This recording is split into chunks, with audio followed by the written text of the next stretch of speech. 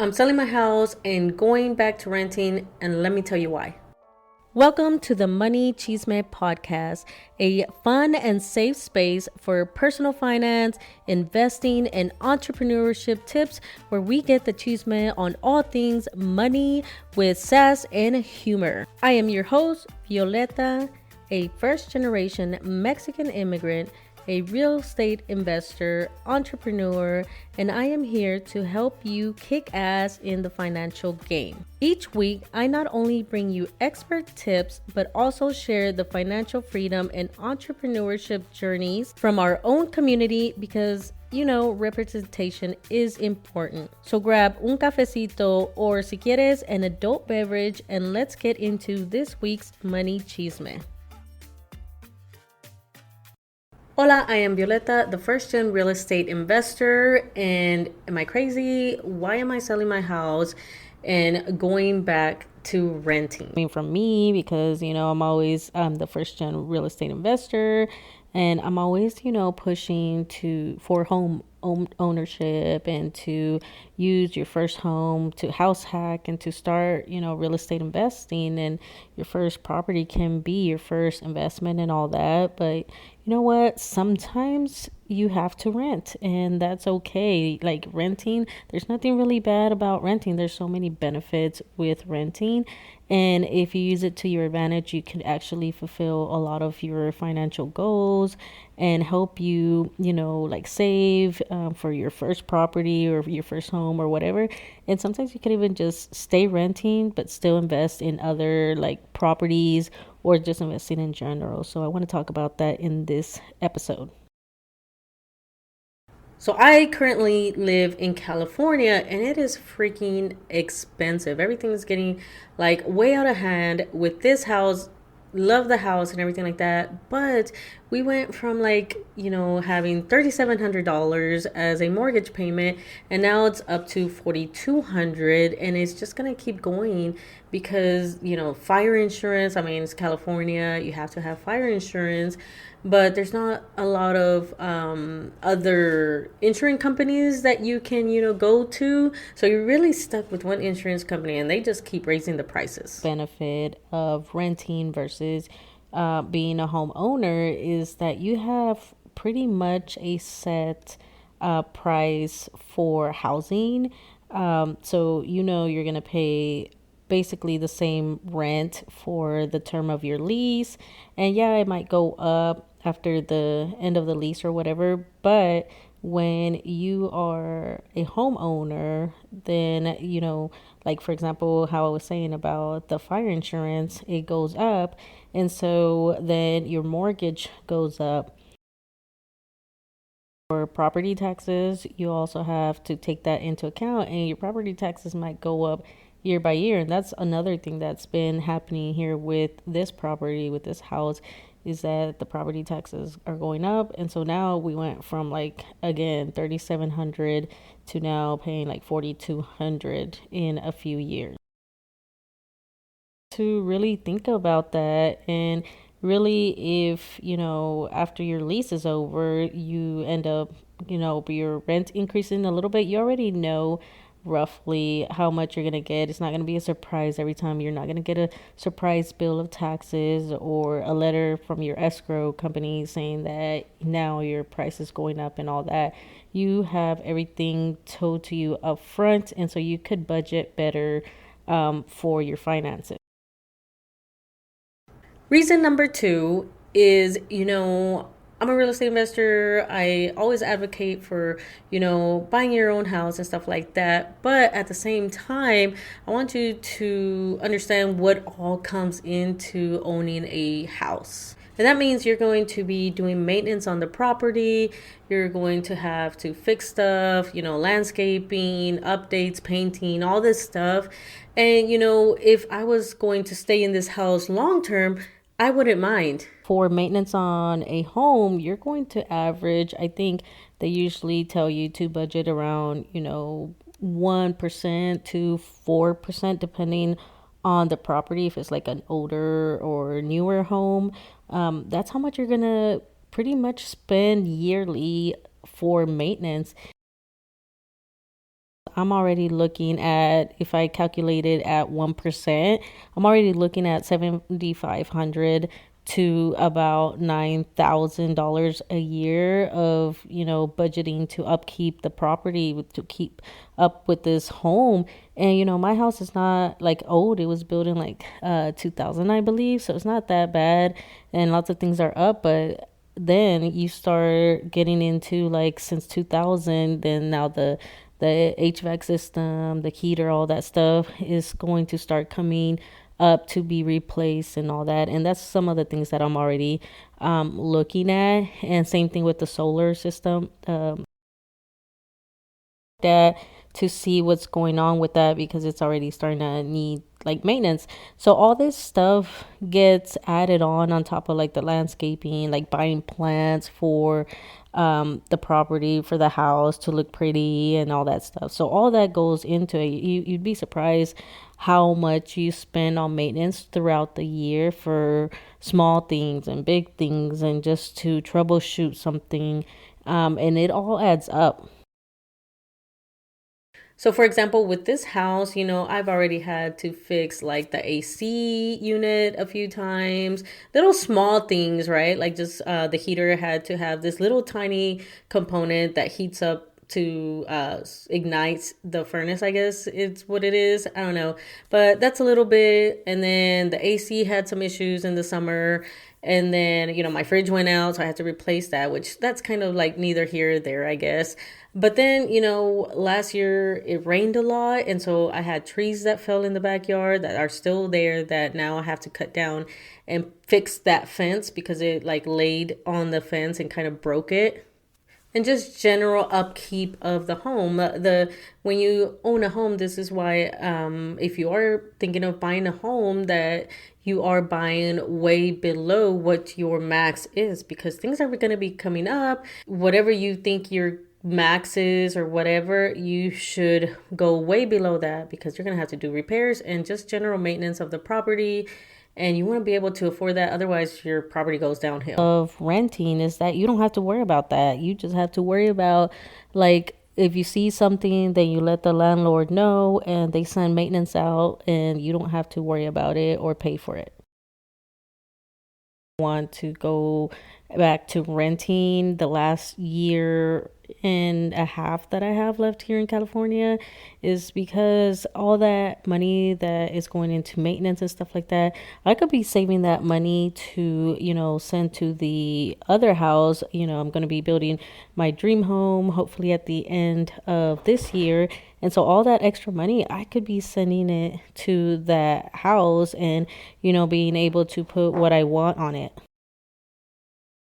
To be able to leave, like as soon as that lease is over, you could just take off. So the flexibility of renting versus, owning a home is that if you want to like take off or move or whatever, then you have to worry about like selling the house and trying to find a place to stay at the same time, and worried about still having the old house that you're trying to sell and then renting, or a new mortgage or whatever, and now you have like two things to pay for,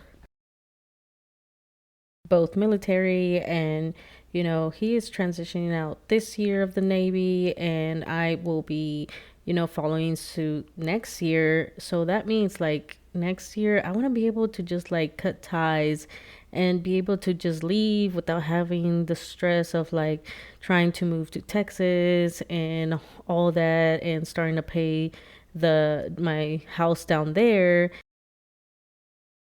worrying about having to fix this house on top of like figuring out the move, like moving from California to Texas. That's a long drive, and having to move all that stuff, and just the coordination, and then on top of that making sure you're fixing up little things on the house and everything to make it marketable, and then doing all the like closing and all that on top of trying to move. Like, it's a lot of stress, it's a lot of moving parts, and I just don't want to deal with that at the end of my career as I'm planning my move.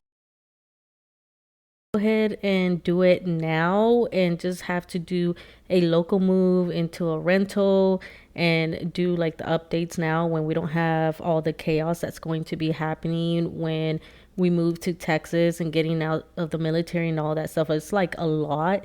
So I don't want to like bunch up all the stress together. Instead, I'll just, do it now, sell the house. We're already, matter of fact, kind of went to Lowe's today and started pricing stuff out so we could do some updates to make the house more marketable and stuff, and probably list it like around almost close to the summertime, because the market will be better. And so, yeah, just going to just sell it now and just go ahead and rent and be stress free up to until we leave.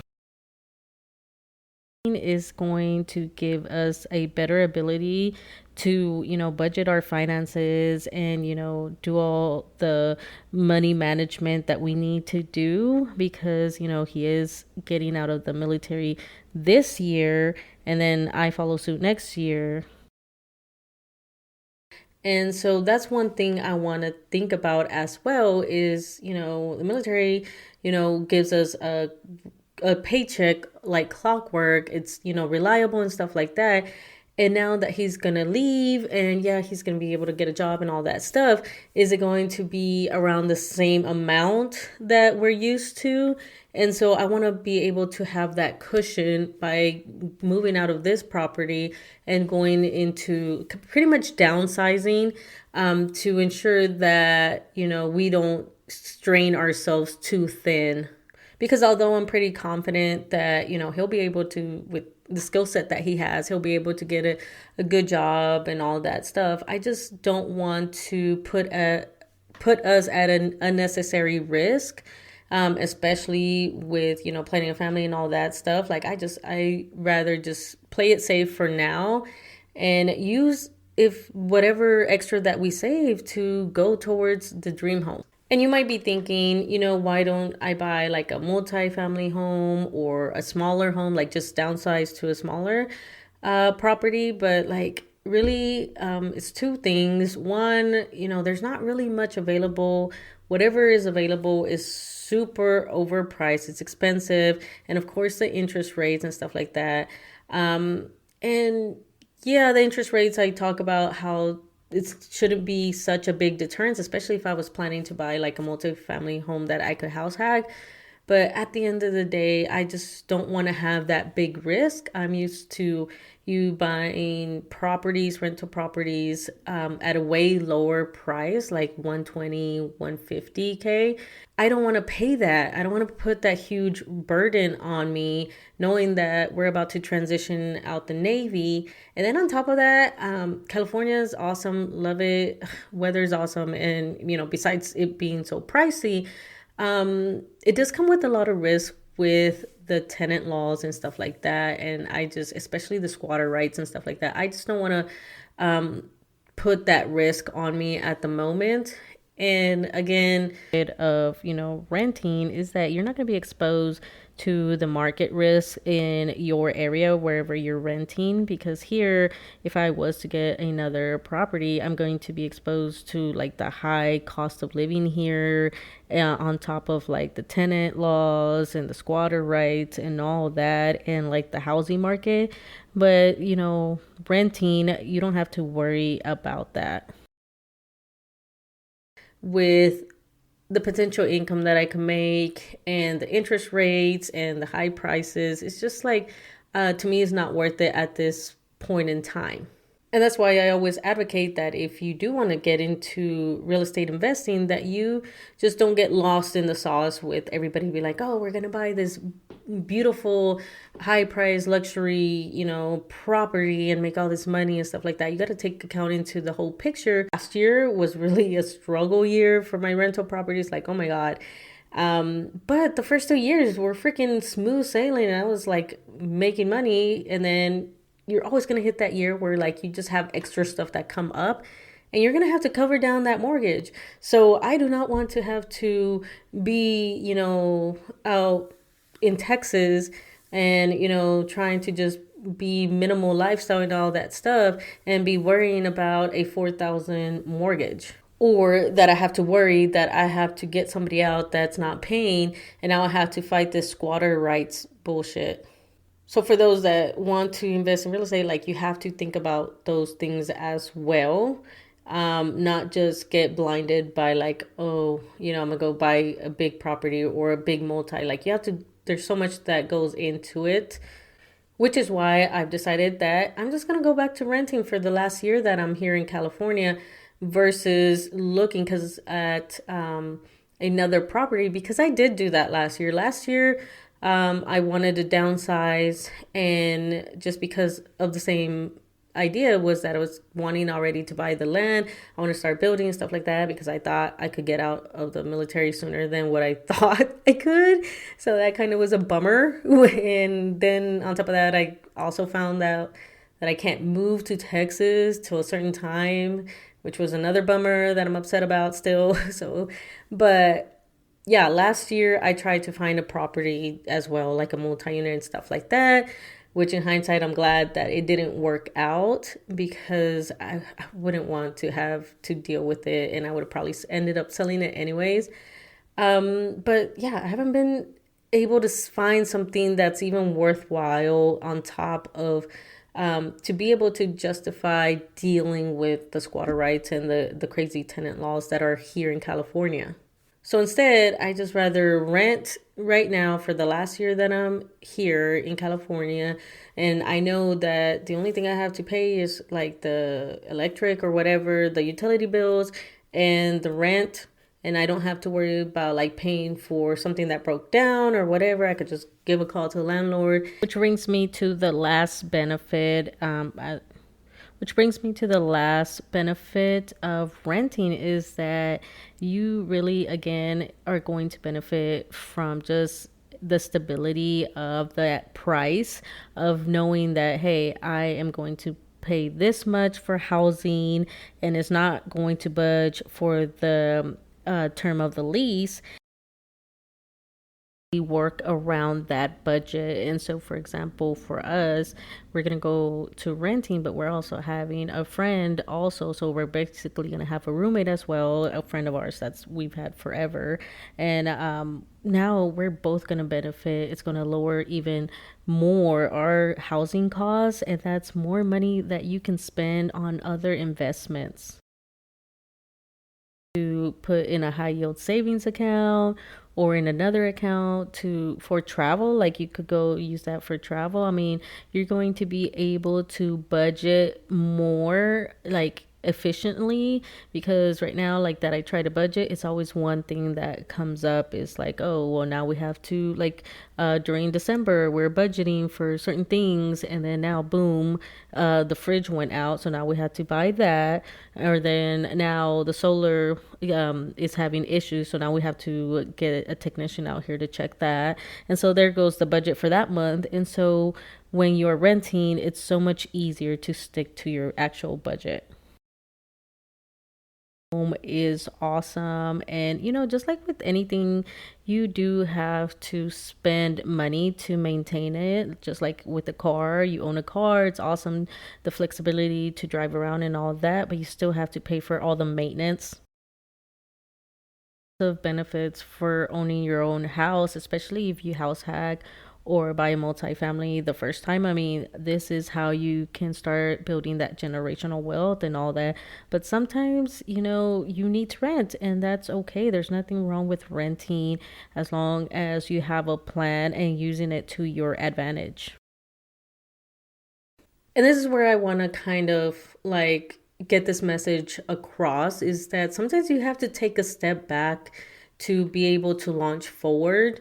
And that's what I'm doing right now, because like renting is not always the worst thing. Like if it's going to benefit you, you could rent and save up your money so that you can either buy your first rental property or whatever, or just save money in general. And even if you're real estate investing, you could still be renting, because that might be something that works out for you. You don't always have to like own your own home or whatever. I mean, I I always like to have control of the property and stuff like that. But now at this moment, I have to take a step back to be able to, fulfill my next goals in life. And yes, that's going to be a sacrifice for me because again, we're downsizing. So that means that I'm probably going to have to fit this little area in like a smaller room instead of it having its own office, its own room. And it's going to be a struggle, but that's going to be worth it for me because I know doing the small sacrifice now is going to benefit me next year when I'm in my house, in my dream house, in my properties, having my chickens and everything like that, and just living the life that I have dreamed of.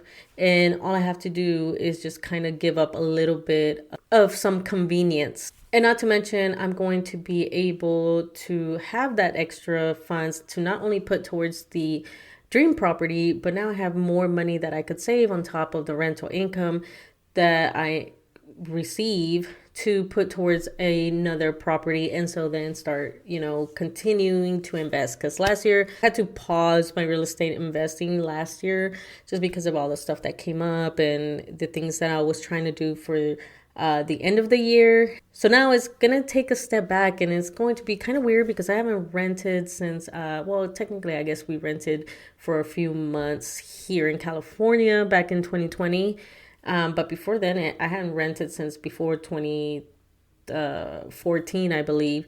And so now going back, it's all for something that's going to be beneficial for me and my family in the long run. So don't be afraid to take that step back to be able to, fulfill whatever goals or dreams or whatever it may be that you're trying to fulfill. And if you're renting right now, and it's kind of sucky because I'll see a lot of like the finance world kind of really like beat down on people that are renting and like, oh, you're renting, you're losing money, you're dumb and all that stuff. And it's really shitty thing to say because there's nothing wrong with renting. Like lots of people that are financially stable or are kind of wealthy or whatever, they like to rent because they like, again, the flexibility. They don't have to stress about the maintenance. They can leave whenever they want, and they just have a place to stay. They could save extra money and use it somewhere else that they could benefit from, like travel or other investments. And so really there's nothing wrong with renting. And again, I'm going back to it. So don't let these like finance people that are making you feel guilty or bad that you're still renting or are renting or whatever. Just do what works best for you and your family or whatever. And if owning a home is something that you do want to do, like don't feel guilty. Like everything takes its time. It's going to come in due time, and you just gotta like plan for it and work towards that goal. And don't be rushed into it, making you feel like that you need to hurry up and buy a home now because of the housing market or whatever it may be. Like do it on your own time, on your own timeline, because regardless, it's what you want and what's going to work for you, and what you want and what you need and when you want to get there.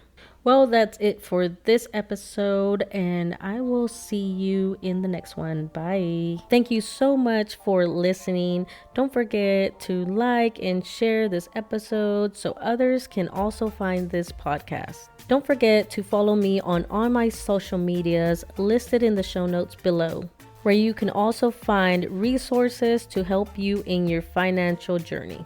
If you're interested in becoming a guest on the podcast, you can find that information in the show notes. Other than that, thank you so much for your support, and I will see you in the next episode. Bye.